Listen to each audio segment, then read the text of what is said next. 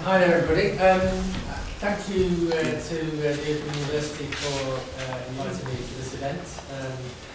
Prior learning, recognition of, etc. is something that I'm personally very interested in. Also, thank you to the Open University for providing us with our new Vice Chancellor, who has turned out to be very popular, so that's great. So, I mean, with my institution, we had a strong track record of widening participation as opposed to 1992, and then all of a sudden we got bewitched by the research agenda, and then we're back on track celebrating diversity and widening participation. So that's thanks to the our new Vice Chancellor to some degree. So that's fantastic. So thank you for that.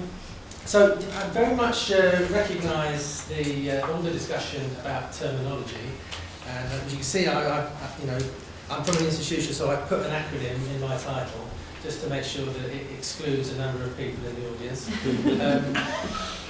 So RPL, recognition of prior learning. There's all kinds of things I can say, and some of them I will say about that. Recognition, though, I think I'm very strongly in favour of. I think that's what universities should be doing, recognising learning. And learning, any kind of learning really. Because if it's learning, and if it's of a particular kind and shape that can be recognised as equivalent to other learning, then we should recognise it. I have a bit of an issue with the word prior, which I'll come on to. Okay. So this is going to be about recognising prior learning in relation to for people who are in work.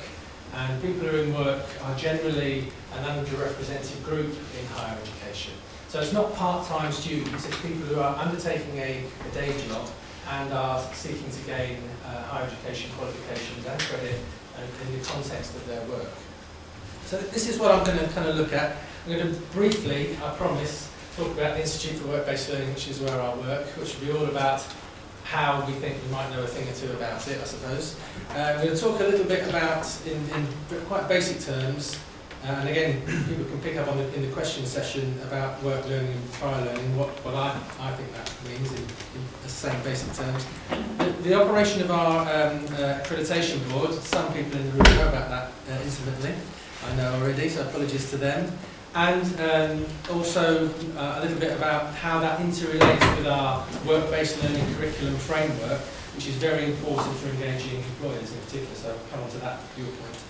And in particular, how some modules within that framework are vehicles for the recognition of prior learning. And then a couple of kind of case study examples, some very recent work we've done with ASDA, and some work that's been going on since 2010 with Halifax Bank. And then I'm going to look at what some of the impacts of that can be for learners, and then with a few final thoughts about what this might all mean, and then questions. Okay, so that's what I intend to do. So the Institute.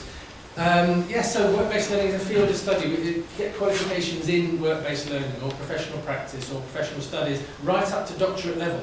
You get a whole doctorate in work-based learning. So that helps actually in the discourse. But even in my institution, there's the same debates go on about is it legitimate, is it valid, is it what about academic standards? The same thing goes on, even though this has been a well-established area of work since 1992 at least.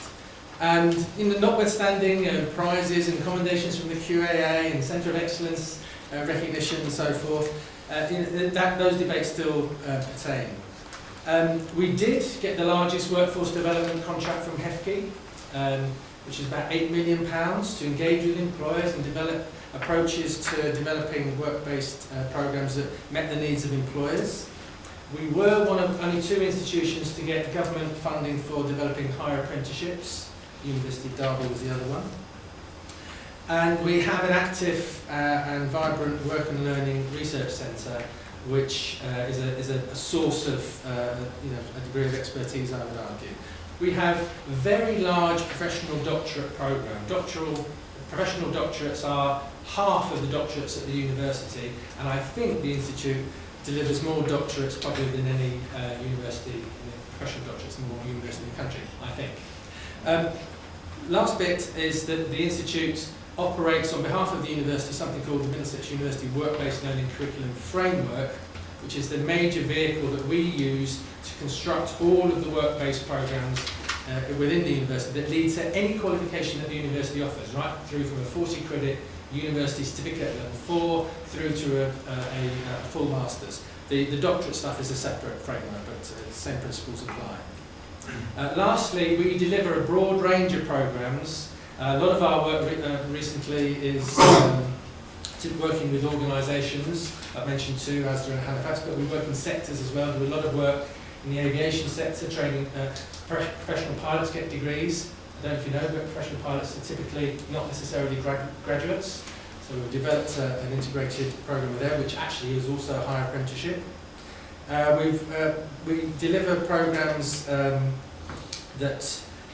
work in care, whether it's in retail, as I mentioned. So a really broad range of sectors. So we're not sector specific. We are not subject specific. I think there's a bit of a tyranny about academic subject matter, in fact. We operate, it's learning that is essential in this, not subjects. It's learning. And learning, I would argue, operates best probably in a transdisciplinary context. There we are. So that's a little bit about the Institute. Okay, so what do I think about work learning and prior learning? I think that when people work, they learn. I think that's self-evidently true. I've asked hundreds of people, when you work, you learn, don't you? They all go, yes, of course I do. You know, and that we get that, I think, as an idea, that when we work, we learn. But that learning often, particularly by the person I'm speaking to, doesn't get recognised by themselves or indeed by other people. They think, oh, everyone knows that. Well, they don't. And that learning is valuable. And the recognition of that learning makes it not only recognised as being valuable, but makes it transportable in different contexts. So that learning is, I would argue, and where you can evaluate it and assess it as being equivalent to learning that people might have achieved through formal educational settings, such as in the university. And that is what RPL does. It establishes the equivalence. Now, of course, there are complexities around that, where it gets recognised, will this university recognise it towards their qualification or not, but that is the principle that it's based upon. Okay, as Liz said, it provides a metric by which this learning can count towards parts of qualifications, and different universities will allow different parts of other learning to count. So at my university, it's 2/3 of learning can be through RPL or equivalent. At other universities, it's 50%. Some would say none. You know, so there are different sort of practices that go on there. It is, I would strongly argue, subject to exactly the same procedures as the assessment of any learning, whether it's on a traditional, formal degree where people have been sitting in lectures for a term and then do an exam at the end. It's exactly the same principle of assessment that's going on. And the processes of assessment need to be, you know, transparent, reliable and valid, as they should be in any setting. So it's exactly the same, and that is the way that you can ensure that academic standards are reliable and attestable to.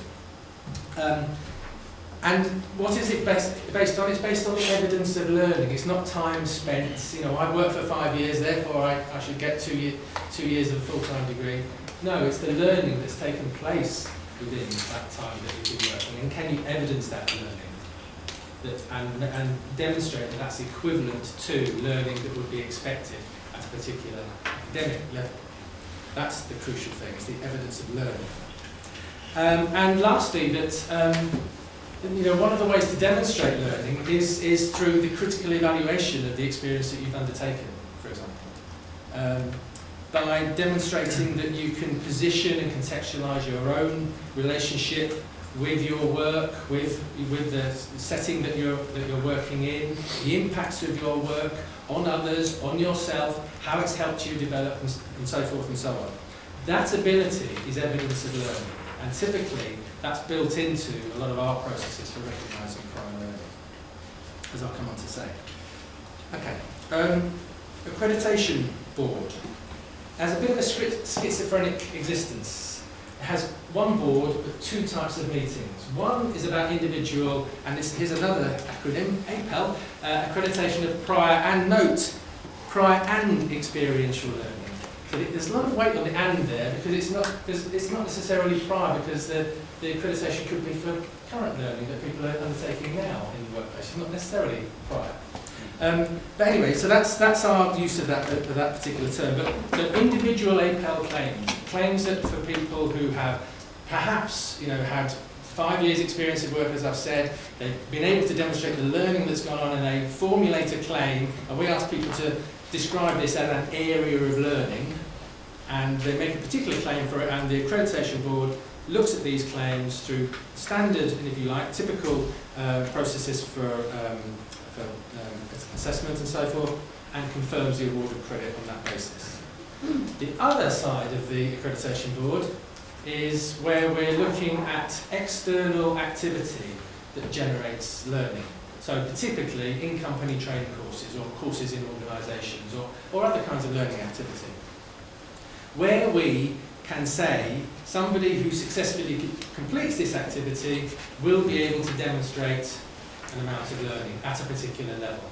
So we can accredit that course, that training activity, as being equivalent to so much credit at a particular academic level. And then we have a system whereby people who can demonstrate that they've passed that activity or course will be awarded a certificate of credit that formally recognises that learning, which can then count towards qualifications at the university. Okay. Curriculum framework. What's it for, really? I suppose this slide's about. There's a bit of a philosophy here. I mentioned the stuff about the transdisciplinary framework. We think there's sort of the transdisciplinary aspects of valuable learning, professional learning, and so forth, are in this terrain. So we think people who are, learning to be professionals need to understand where they sit in the context of their own practice. They need to be able to sort of identify, their relationships with others, their practice, where it sits in relation to other people's practice. And in doing that, they'll need to draw on all kinds of different areas of knowledge. Some of it will be subject-based knowledge, some of it will be professional types of knowledge. All kinds of different knowledge could be relevant to that process of reflecting upon their own situated practice-based learning. And we think that's a crucial part of what they should be doing. And that is very much to do with RPL. The recognition of prior learning isn't just a formal mechanism, it's a vehicle for learning in and of itself. It generates a kind of reflexive and reflective approach to their own learning, which is educative. Second thing is they need to be able to negotiate, communicate, articulate with all kinds of different people who are implicated in their practice, in their learning, in their work.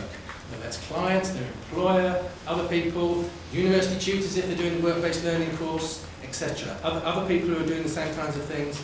And we require people to be able to do that, and the modules that we set up enable people to do that.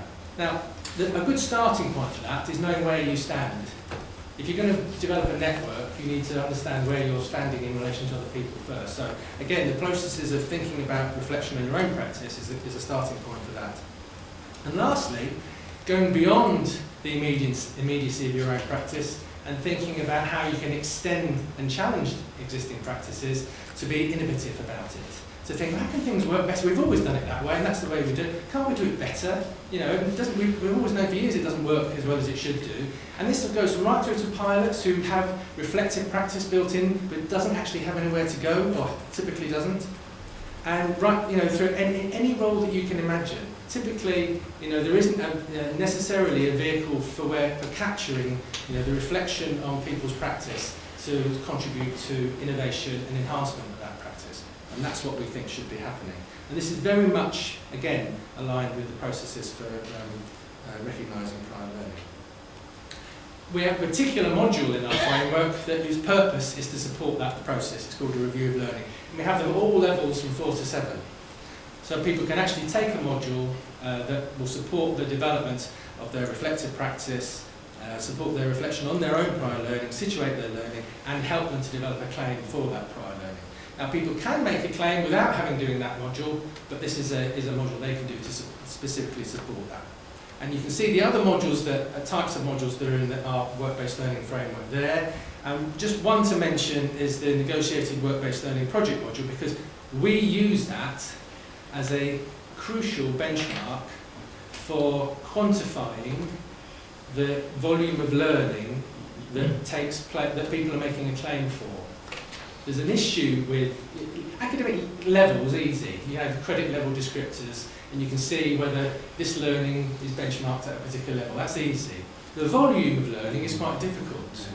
So what we ask people to do is we have indicators for what people need to do to get a certain amount of volume of credit for 10, 15, 20, 30, 40, 60 credit projects. And that tells you how much work you've got to do. And we use that as a benchmark for people so they can think, okay, this is the work I've done, this is the learning I've done here. How can I demonstrate that's equivalent to what would be expected for this kind of module? And it's helpful. I'm not saying it's perfect, but it's helpful in structuring the accreditation claims that individuals make, because they get it a little bit more, and it helps with the idea of the volume of credit issue. Okay, on to just a couple of examples. We've done a lot of work with ASDA. We have accredited, they have an ASDA retail academy in different parts of the country. They have their own learning development people. They deliver training, a very extensive scheme of training, all kinds of different courses. We have accredited certain aspects of that. What that means is that the learning that people undertake will lead to the award of university credit. That's what it means. And here's a couple of examples as the new to role training. So typically for section leaders starting that new role, they get introduced to what that role means. And there are reflective processes involved in that. You know, these are not sort of narrow competency-based courses that don't have any higher level learning in. You know, otherwise we wouldn't be accrediting it. They have higher level learning in, and that's why it leads to higher education credit. And you know, leading the ASDA way. You know, I mean, it sounds you know like a typical supermarket slogan in a sense, but actually, again, it's preparing people for having senior roles within the organisation. And again, we've accredited that, as well as other courses that we've accredited. We haven't just done that. We previously had other work-based degrees that we've validated with ASDA. But ASDA wanted to bring those two things together.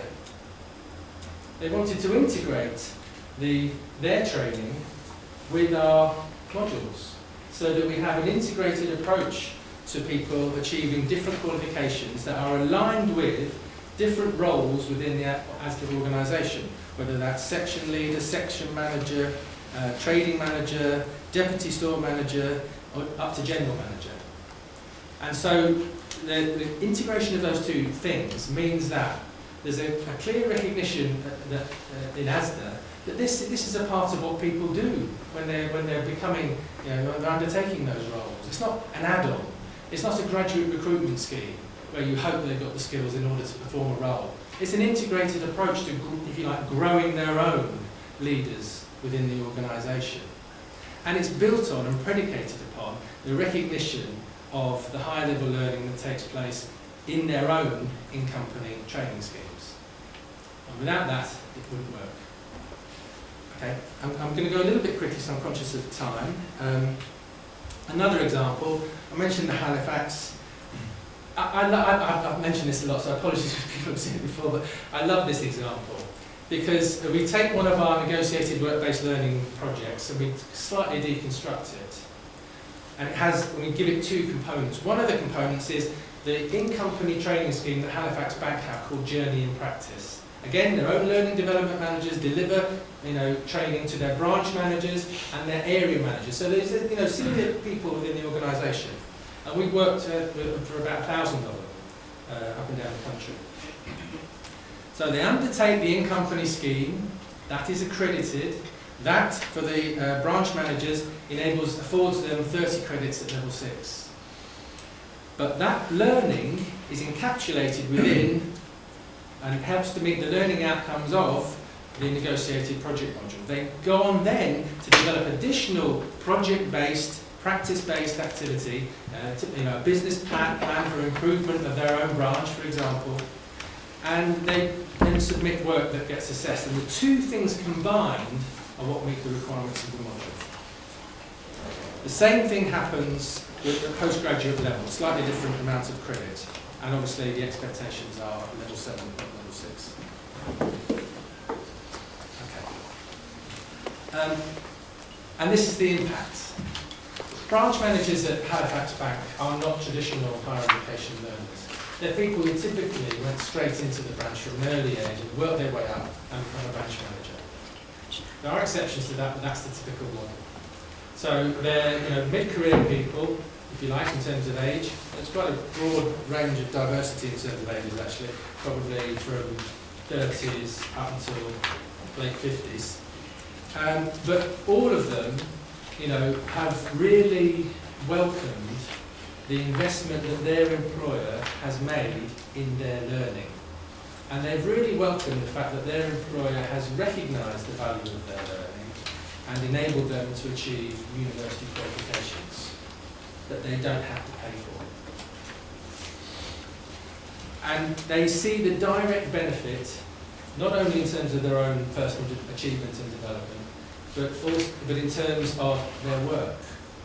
They see the benefit of how, and Halifax Bank see the benefits of how a culture of reflection on practice has taken place as a consequence of this work. That wasn't there before. It wasn't recognised as something they needed to think about. They didn't know that they had to, meet with other branch managers and think creatively about solving, shared problems. They didn't think about doing that. Now they do. So, and on an individual basis, this kind of course has provided lifelong learning opportunities to these individuals that they would not have got otherwise. This is not an insignificant number of people. I'm not going to read them out, you can hopefully read them on the screen. Okay, last bit. What can this kind of work do? So it can encourage, some of this I'm going to read out, it can encourage employers to recognise and the added value of investing in their employees. Employers, why would I do this? Well, because you get more committed, more effective, more loyal employees that will actually innovate in the workplace and see that's part of their role. That's quite good. And RPL provides a means through which universities and employers and other employers can collaborate as equal partners. If you go into this thinking, we're the university, we know about this stuff, you can, which course would you like to do? You might as well not bother for this area of work. You're not recognising the equivalence of learning that takes place outside the university setting if you're doing that.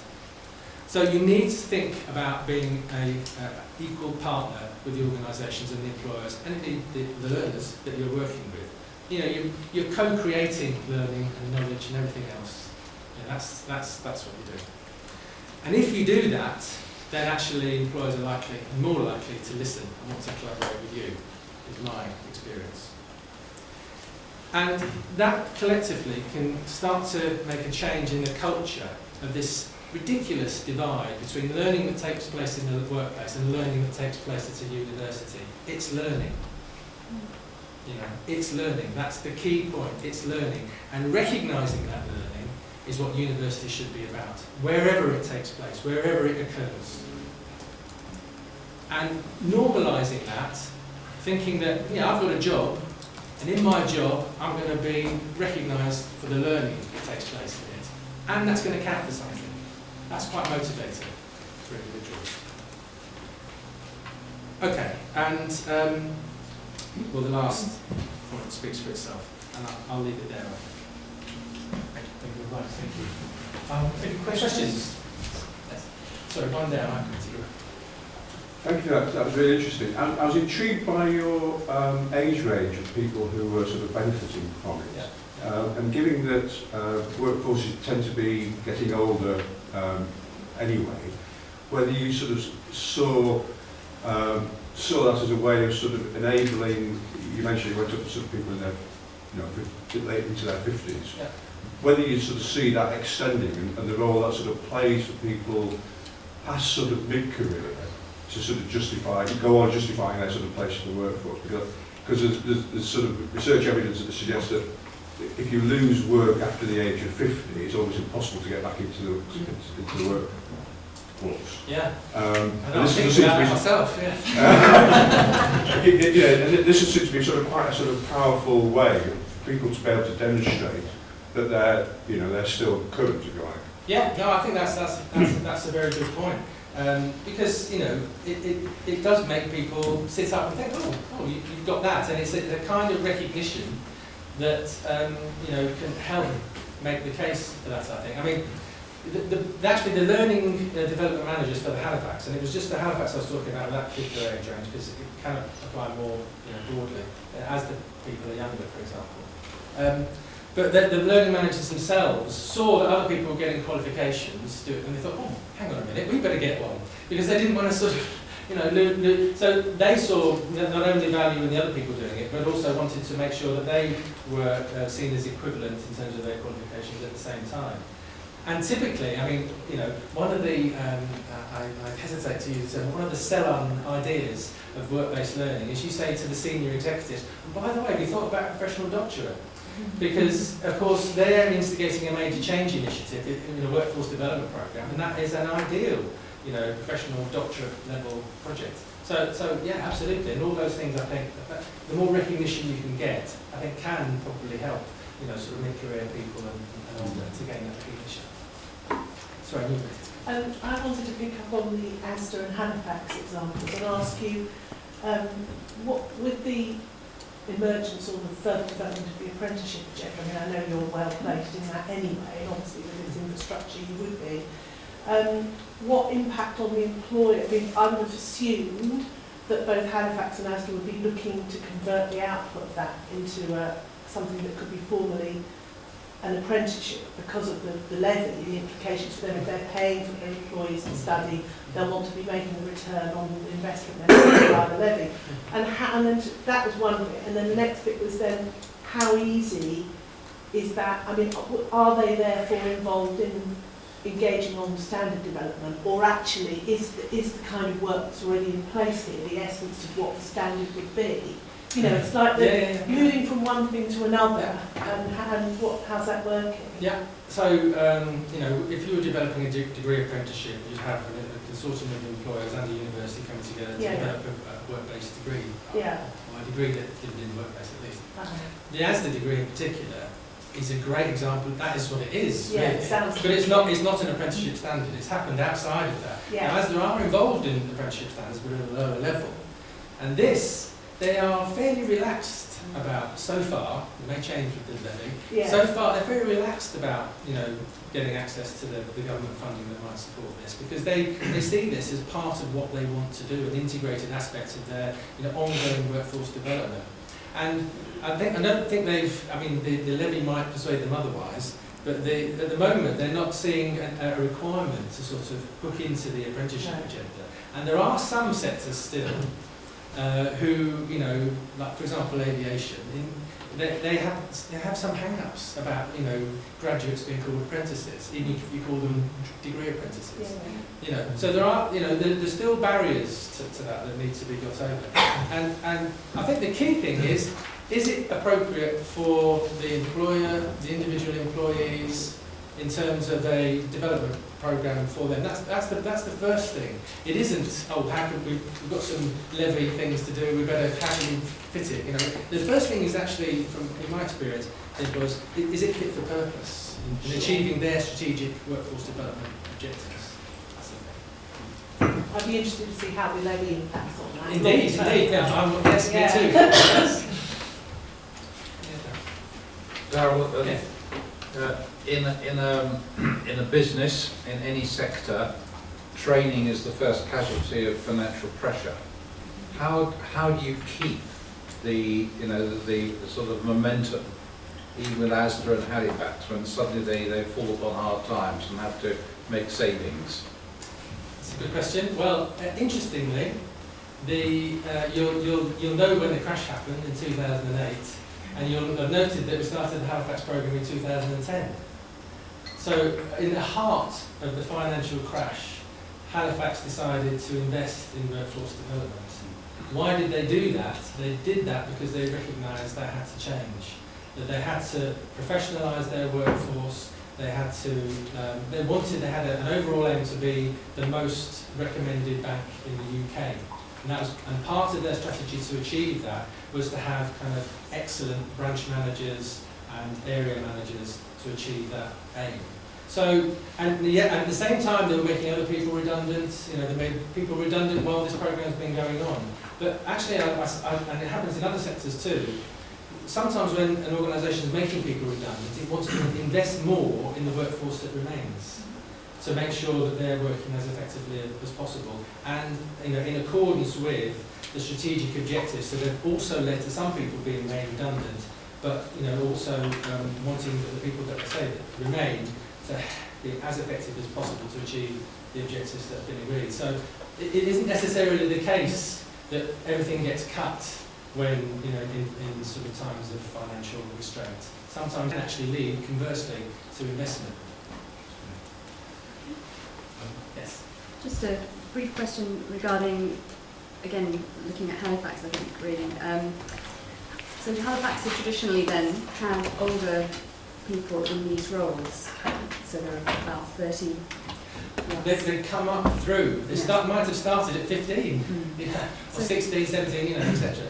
And been with the bank throughout their whole lives. So will there be a shift as the implications of a move towards mass higher education comes through? Are they still recruiting people that have come up through the bank from that time, or are they now recruiting graduates for these roles?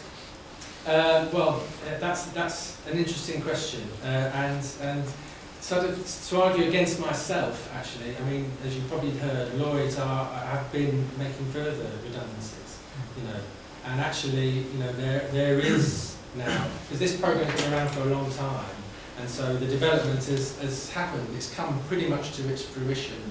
So, there may be something else that happens after that, and that's something we're discussing with them. But what that is a matter of some debate internally within Lloyds, and I have no idea what shape that would be in, actually, in that particular instance. So it could be a moment in time, a need that was met through this process. For that organisation, definitely. But conversely, within ASDA, as I said, we did some previous work with them, and what's happened is a greater integration has happened, and it's signalled even more investment in their workforce than they have done previously. So, and that is really, to some degree, taking the place of a graduate recruitment type of approach, more of a growing your own approach. Thank you so much. Thank you. Oh, sorry. It was just an observation, Gavin, if I could. Absolutely. It was just a point that Darryll made, which I thought around the practicality of it, around evidencing that learning. And that usually can be an industry in itself. And, where do employers give and find the time and space for a student to be able to do that? Because I've often found that can be almost as onerous as actually doing the thing itself, finding the evidence and then putting it forward, whether it's a portfolio or whatever. Thanks. Do you want to answer, or shall I just... Yeah, I mean, the examples, the two examples that I've given are obviously where they have established learning development teams delivering in-company training. And the process of accreditation has enabled us to recognise their own processes and, where appropriate, suggest amendments to those processes so that the learning can be recognised as equivalent, but not in such a way as to impose things that are not necessary. So again, it's about recognising learning, not necessarily gatekeeping or putting barriers in the way of that recognition, I would say. that's great. Thank you very much. We must move on there.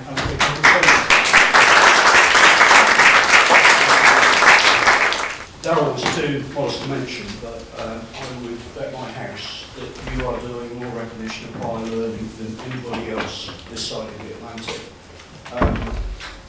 And that's certainly all of Europe. There might be somebody more in Australasia, but I'd be surprised. I had to know this because I'm the external for their undergraduate programme. So I see the volume of credit that comes through. So they're doing a huge amount of recognition of prior learning, far more than I think anybody else is aware of. But it does raise an interesting point, because at the beginning of this, Liz talked about the introduction of credit phone products. And it's absolutely, in order to understand this area of practice, you really have to understand the European qualification framework. It is absolutely key to this because, as you rightly said, it is about turning learning into something measurable and transferable. And the issues you raised about, is it the same in Scotland and an FE college? Actually, we're talking about 42 different countries now in the European higher education area. The latest round of the Bologna process, the Yerevan Communique, talks about instant recognition of all qualifications within the European higher education area. It also talks about the removal of barriers to the greater adoption of RPL practices, because I think there's a sense that we've been talking about these things a long time and things really haven't moved forward very much at all. So, there is that broader context. Where they have moved ahead, and this comes back to, you sort of speculated a bit about the introduction of credit systems. They're not a British invention, they're an American invention. And American universities really started doing what we would call RPL in the late 20s, early 30s. This is, John Dewey inspired. And it was purely to enable people access to programs. It wasn't, at that time, you weren't able to contribute towards a program because there weren't credit systems. And credit systems were invented after World War II because they had a particular problem. They had all these guys, the GIs were off fighting the war, learning lots of technical skills, and then couldn't get into universities and couldn't use that knowledge within universities and colleges, and that's when credit systems were invented. Credit systems have been invented precisely for this reason. And the sad fact is that they're not used nearly as much as they should be. Right. Before I go on to talk about what's on here, 38 slides, so I'm going to have to talk. I'm not going to get 38 slides. I'm going to discount. I'm sorry, because you're being filmed, could you kind of... Oh, right, okay. Sorry, I've got to stand here. You've got to stand there, yeah, sorry. I did say to warn me if I was in the wrong place. I did a little survey last summer out of interest, and it's always great when you can tell people a story, isn't it? So I've got a little story about why this happened, and then you'll see why I'm going to skip through most of these slides. I had my first ever student a couple of years ago presented me with a MOOC certificate and wanted this as credit. And he's I wouldn't say a typical work-based learning student, but he is the sort of student that you find on work-based learning, individualised work-based learning programs like ours. He left school at 16, bright kid, I've no doubt, and I suspect he was one of these people at school who was probably a bit cleverer than his teachers. And like a lot of people like him, he's an autodidact, he teaches himself. Very handy with IT, as people like that often are, and got himself a job in a local civil engineering company, small company, to sort out their IT. There was nobody there to do it. He stayed there a few years, was capable, and became the office manager. So there's the two directors, there's the people doing the work, and he's the manager. Comes to us in his early 30s. As I said, he hasn't got A-levels and he wants a degree, and we negotiate an award title which I think is something like Leadership and Management in a Small Business. So it kind of describes what he does, and it's transferable. At level 4, he does the sorts of things that Darryll was talking about. We start off with a self-review module where we assess people's ability to make claims for prior learning, and so he can make claims for prior learning in respect of his IT experience. Because he'd never been to university, he wanted to do one module where he sat in lectures, and he came in and sat alongside the 19-year-olds, and I don't know what he made of that. But anyway, then when he comes to level 5, he says, no, I don't want to do that, I can teach myself, and is there a way I can do that? And I said I don't know if anybody's used it, there's a wonderful MOOC called Sailor Foundation. Unlike most MOOCs, they're genuinely giving it away. It's not produced by a university, it's produced by a philanthropist. Essentially, it's a free degree for anybody in the world who wants it. The only problem is you don't get credit. What you can do is an automated assessment which says you've completed this, and he then produces his certificate to say that he's done these units. He did actually 3 units, and they're quite big. There's a lot of learning in them, so he said, right, they're probably basis for a 40 credit claim. If I just give you one example of the way that when we're assessing claims for prior learning, we are not directly assessing the experience or competence. Darryll throughout talked about learning, and that's what we're assessing. We're not assessing necessarily what you did. What we're assessing is what you learned from the experience. And that means that you have to be able to reflect upon that experience, but you have to be able to do so in a way which incorporates the relevant literature. So it is not enough for you to know something because you do it. There's a very wonderful quote from W. Deeming Edwards, this management bureau: experience alone teaches us nothing. You need to step outside yourself, come to the university, we understand about theory, we can point you to the empirical evidence, put those things together. Now what do you think you know? Okay, so that's the basis of it. Anyway, it worked very well, and if I give you a small example, he did a module on microeconomics. You know, anybody who's ever had to do the dreaded supply and demand curves and all that sort of thing. It's very dry to do it in a classroom. I'll just give you one example of the way that he reflected and was able to apply it. So when he writes his reflective review, he's able to demonstrate that, good old Marshallian economics, etc., price equilibrium. But he then has to think about application. What does this mean for the business? Now, like a lot of small companies, the company's work is cyclical. So they're very busy most of the year. In the winter, it goes dead. And he just suggests to the directors, maybe in the winter, we drop our prices. Okay, very, very simple adjustment. But because he'd been forced to think about the price mechanism in a formal way, he starts to think about application and what this means and whether we can actually do something with it. This isn't the only thing he did. I mean, throughout the entire programme, it's a question of I've learned something formally, now what does that mean to the business? So, anyway, this chap's done this, and I'm thinking, this is marvellous. I haven't had to do anything. You know, all that content was created. He produces a certificate.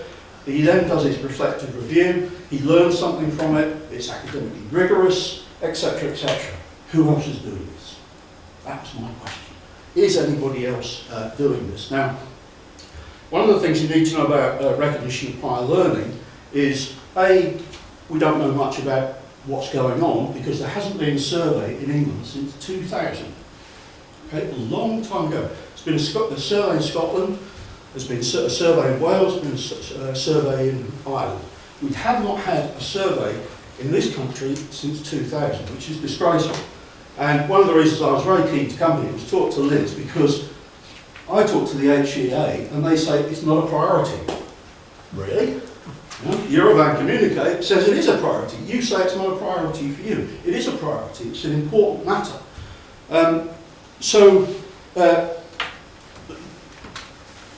The thing about RPL is, A, we don't know much about it. What we do know about it is heavily concentrated in, well, if that research all those years ago is true, and there's more recent research on RPL in further education colleges, is it's heavily concentrated in work-based learning departments and perhaps to some extent nursing.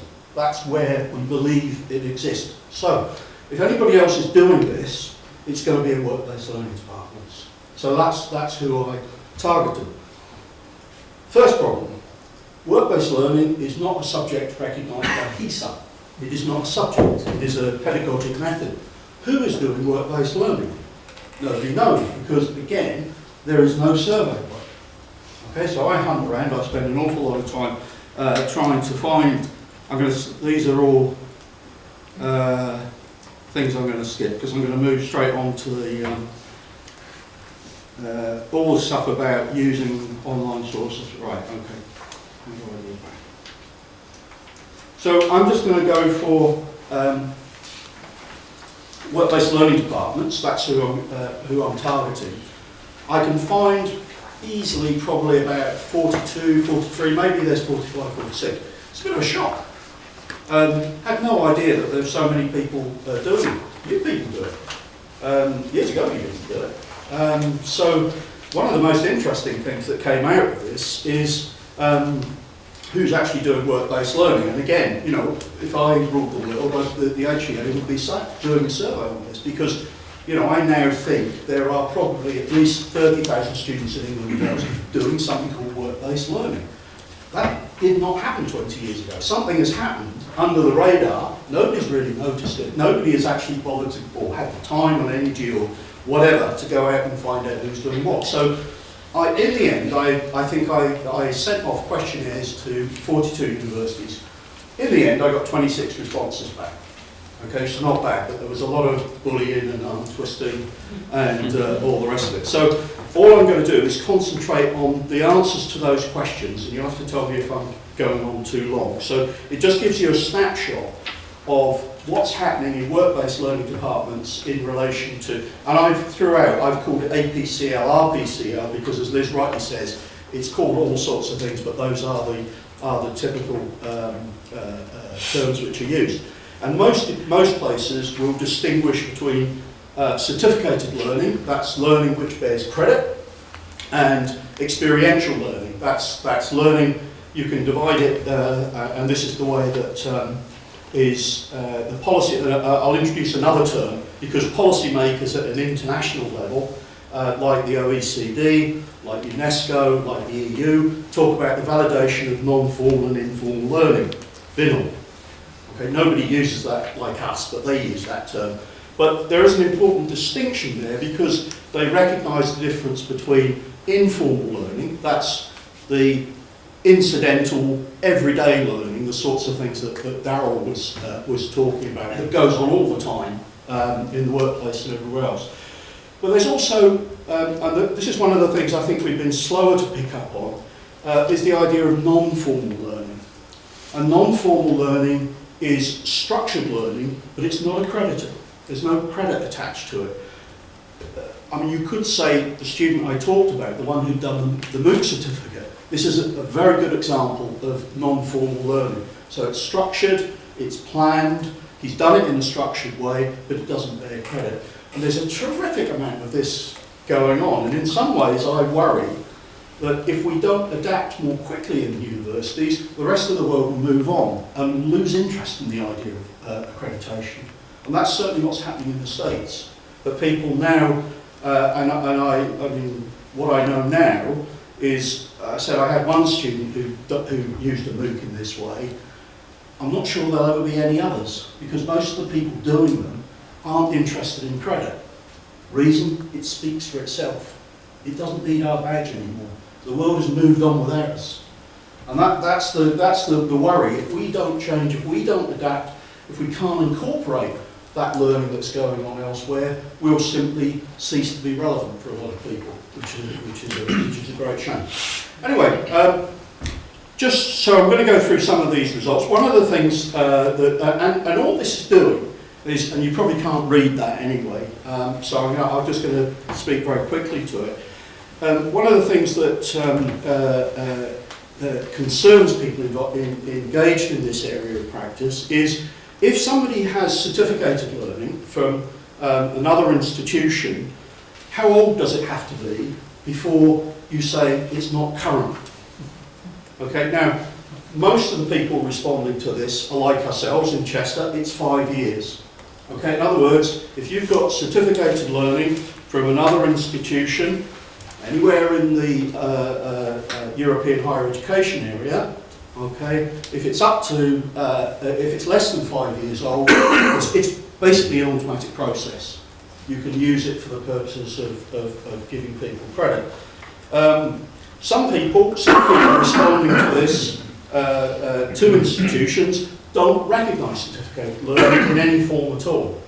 Others, one it was up to 3 years, one up to 7 years, one up to 15 years. So you could have something quite old and no upper limit. The other question then is, if something is outdated, how do you give it currency? And usually, I mean, there are sort of combinations of methods. Certainly these are the things that we do. You can give currency, for example, by asking people to update their knowledge. So you ask them for a short piece which says, okay, I stopped studying this 8 years ago. Since that time, this is how the field has developed. Another way of doing it is by saying, okay, I stopped studying it formally 10 years ago, but actually I've applied it. And here's the evidence to show that I've applied it. Some other people simply ask for just some sort of general statement about their experiential knowledge. And in one case, they didn't actually directly assess the student. They simply went to the line manager and said, is this person applying it? You see the varieties of practice that you get. Now, one of the other things to say about RPL is it functions in 3 ways. It either functions for the purposes of admission to a programme, it functions as part completion of a qualification, so it's for credit, or it can function as the equivalent of a whole qualification, a whole named award. And you go to France, that's what they do. In France, there is a legal requirement for universities to offer this, but it's solely for whole awards. So you make this massive claim for a bachelor's degree or master's degree or what have you.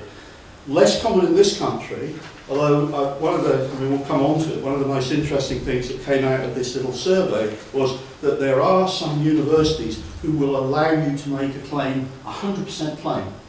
So you can, in theory, make a claim on the basis of past knowledge for a whole qualification. Most of them are like Darryll's institution or my own, it's 2/3 or something like that. I asked about numbers, how many people are making these sorts of claims. 8 institutions, it's over 100.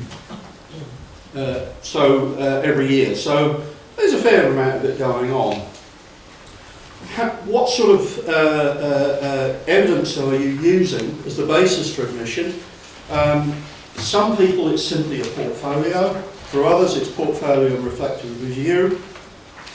One, it's simply a reflective review, that's all they ask for. Some portfolio and interview, some interview, and so on. There is no one way of doing it. Okay, so there are a variety of ways that people are using, including one that was simply professional membership. You've got the professional membership, you'll take it on that basis. How do you assess the claims that are made for credit? This is a slightly different question. We've talked about admissions. This is assessment of methods in claims for credit. Do you grade it? So it's an important question. Most institutions do not grade credit, which is made on the basis of past learning, and that's certainly, I think that's you, Darryll, isn't it? It's certainly us, but some people do. But we also have to make a distinction between generic and specific credit. Generic credit is simply just credit. Specific credit is for a named award or a named module, and people will make decisions in different ways depending on what it is. How many people are actually making claims for credit as a part of their learning program? Again, it's those same 8 institutions who, there's over 100 every year, but there's quite a few, 10 or below, so not too many. Now this is a very important question. I'm sorry about the language. It's not my language. I don't know if you can read it. It's Trojan horse versus Procrustean approaches to the curriculum. One of the biggest constraints on the use of RPL, APL, is the extent to which you are able to adapt to the learning achievements of the student, or, as it happens in the vast majority of cases, does the past learning of the student have to conform with the learning outcomes of the programme and the module? The reason it's so important is because, as Darryll intimated, in the workplace learning is by its nature transdisciplinary. By transdisciplinary, I don't mean multidisciplinary, I mean it is multidisciplinary, plus it recognises the validity of other forms of knowledge, okay, of organisational knowledge, of personal knowledge, of tacit knowledge, all of those things which we know people have. So work-based learning is by its nature transdisciplinary because we recognise the validity of that learning. If you have learning outcomes, you do not recognise that validity because they're all couched in terms of discipline and all the rest of it. And it is a major constraint. So there are only, of the 26 universities in total, there are only 4 who will allow their curriculum to adapt to the learning achievements of the student. And I can tell you that 2 of them are in this room, Middlesex and Chester. One of the other 4 no longer does things in this way, and that's one other. And I doubt if there are very many others in the country. And I think this was one of the most surprising things which came out of this exercise, because I wouldn't say shocked, but I'm slightly surprised that there's less flexibility than you know, we sort of inhabit our own little world, don't we? We kind of think other people are doing these things, but really they're not. So that is an important, and the Trojan horse thing describes the adaptation to the student, not the student having to adapt to the curriculum. So I apologise for the language, but it's out of the literature. How much RPL is permissible as part of an award?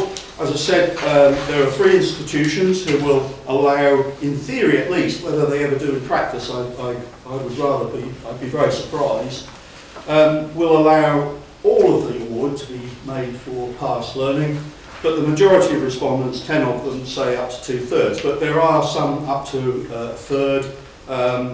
One institution, they're having an argument about it, and then the other one is 50%.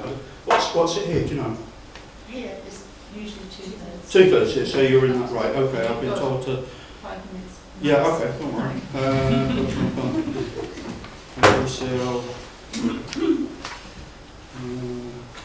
All right, yeah, this is the other question. Do you simply recognise certificated learning, or do you also recognise experiential learning? Again, 3 institutions don't recognise anything except certificated learning. Specific or generic credit. Some only allow specific, subject specific. I can tell you who that is. That's Harper Adams. It's an agricultural college. And the way they work is all their assignments you can do either as a sort of conventional assignment, or you can do it as a work-based assignment. So everything has to, but it fits within that, so it's subject specific. Some are generic only, and the majority, as I said, are specific and generic. I also asked people about acceptable sources of non-formal learning for claims. Would you accept as the basis for a claim, not necessarily for a whole claim, a non-NARIC recognised university? 7 universities would. That includes us. We always do. That doesn't mean to say we just say, oh, okay, you've got something from a university that we don't recognise. Here's the credit.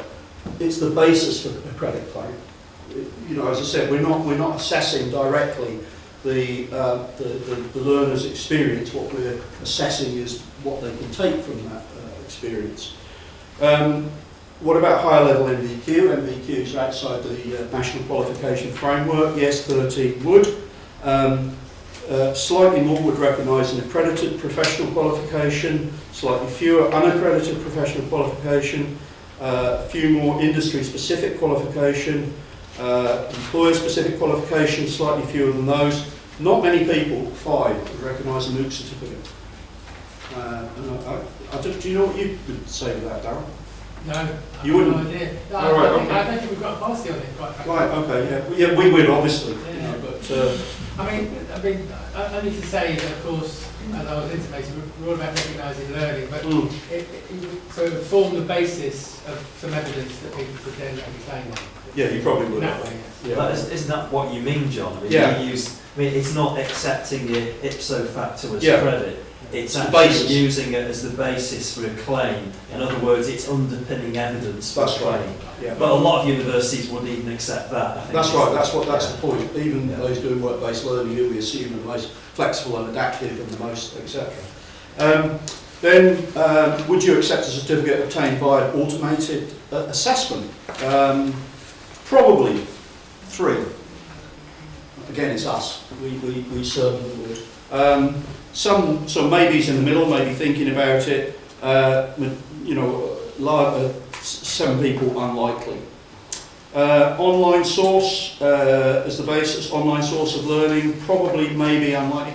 I mean, I think the message which comes from it, this question's quite interesting. One of the messages that comes from this is I strongly suspect people aren't seeing things like MOOC certificates, and they're not sure anyway what they would do if confronted with it. This is an interesting one, given the things I said about the European qualification framework and the Eurovan communique. Acceptability of a non-formal qualification in a foreign language as the basis. Not many people would be that in favour, but it's kind of, you know, as part of the Bologna process, we have to, essentially, since we're signed up for that. A few questions about who's responsible for deciding the admissibility of non-formal learning as a suitable basis. Some places have some special people who do it. Most, you know, where I am, it's the academic tutors who do it. Some places have a committee who do this sort of thing. Practice associated with the assessment of non-formal learning.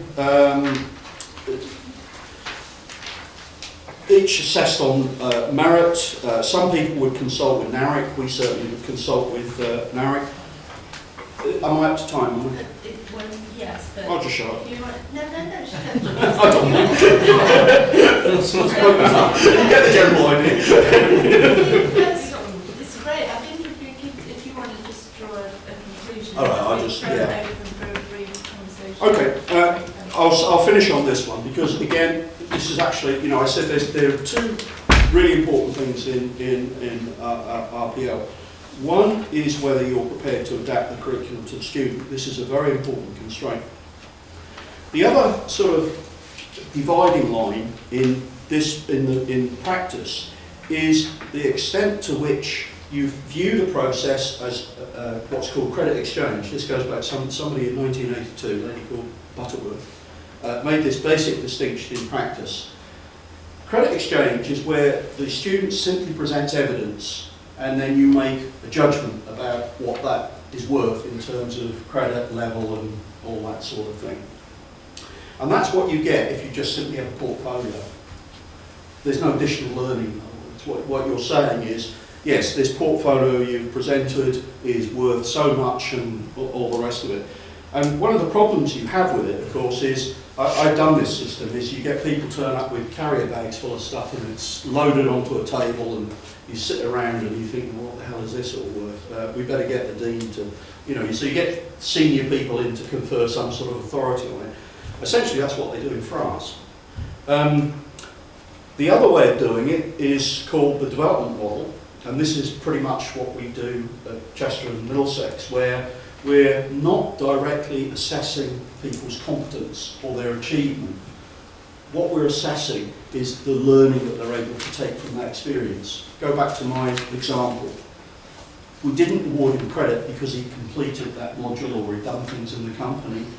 We awarded credit because he was able to use that experience as the basis for fresh learning in the light of the leading literature and demonstrate some, you know, it's much easier for us to quantify. It's genuine engagement with literature, it's genuine learning, it's application, and that's the developmental model. So this is quite an important distinction in terms of the practice. It's fair to say, I think probably 10, 15 years ago, there was rather more of the credit exchange practice, and there's more development now as people's practice becomes, dare I say, a bit more sophisticated. Okay, so I'll shut up at that point. Thank you very much, John. Yeah. Thanks. We'll just take a couple of questions, Jonathan. Thanks for that, John. That's really interesting. I sort of started off sort of thinking that this might sort of give another clue to sort of how the sector as a whole is going on in terms of sort of diversification and stratification. But you sort of begin to sort of say that perhaps it isn't very much of a clue on that in terms of who's using RPL and who isn't. Because you say there's only 43 institutions that are doing it anyway, and the numbers who are doing it at scale are even smaller. So do you sort of see that as something that might develop over time, that institutions will differentiate themselves from each other through making this as a selling point, if you like? If you ask me about how it's going to spread, I think the first thing is we need a decent survey across the piece to understand exactly what people are doing. The second thing I think we need to do is yet again take a lesson from the Americans. The reason that it's spread in America is because they have a dedicated agency which promotes its use. And in fact, a lot of what we do is an offshoot of that, because Norman Evans, who spent time there in the 70s, then created the Learning from Experience Trust in this country, and they came to our institution and sparked off lots of the things that we do. Sadly, Let's is now moribund since he died. It sits in Birkbeck and nobody does anything with it. But it really, because it's practice-based, it really needs some sort of agency to help spread practice, a professional agency. We've had, I mean, we don't know for sure, as I said, because we haven't had any surveys for a long time, but my sense is we're not really making that much progress. Not as much progress in, if we compare it with the way that the world is changing, how quickly it's changing, and you know, the spread of knowledge, we're very, very slow to adapt. Everybody knows that about universities. But in order for it to change, I think the answer really is a proper professional agency dedicated to... But you would think if there was a market for this, then people would be getting into it. It's a bit of a chicken and egg, isn't it? Nobody knew they wanted a Rubik's Cube till the Rubik's Cube appeared. So, I suspect in a lot of universities there are these sorts of debates about how do we do it, what's the best way to do, and all the rest of it. And it does kind of highlight actually the limitations of your own experience, isn't it? Sometimes you need something from outside to help you move forward. Okay, I'm just going to call.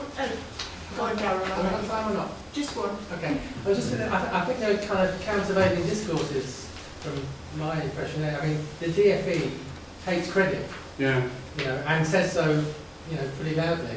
And if you look at the apprenticeship development, as you know, apprenticeship standards don't have to have any kind of qualification in them at all. So, as you said, the university's role in that could be diminished. I mean, degree apprenticeships gives more hope in that. But there's also the kind of the whole idea that the only kind of learning that's of any value is learning that there's an end test. Sort of undermines the idea that you can kind of accumulate learning and get recognition for it as you go.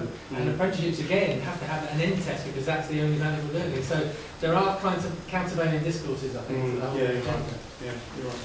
Okay, thank you. I'm just going to stop that there for now. We're going to have a very short break, and then we have got the room for longer, so we can have a little bit more of a discussion after Jan and Ryan's slot. So 10 minute break? Just a short 10-minute break. Thank